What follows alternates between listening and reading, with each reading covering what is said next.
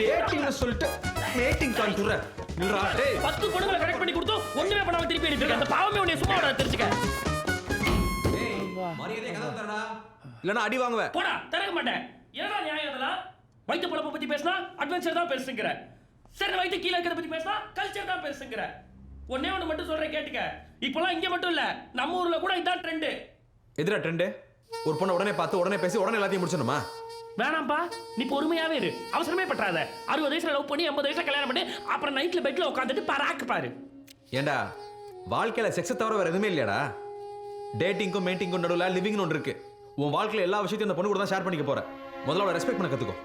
ஒரு பொண்ணை பார்த்த உடனே கீழ இருந்து யோசிக்காம மேல இருந்து யோசிங்க mister Buddha B a man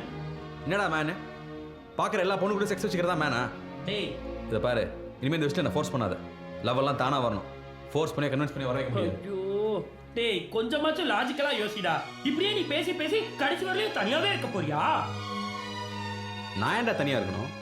அதான் ஃப்ரெண்ட்ஸ் இங்க 2 பேர் இருக்கீங்கல்ல ஐயோ ஐயோ ஐயோ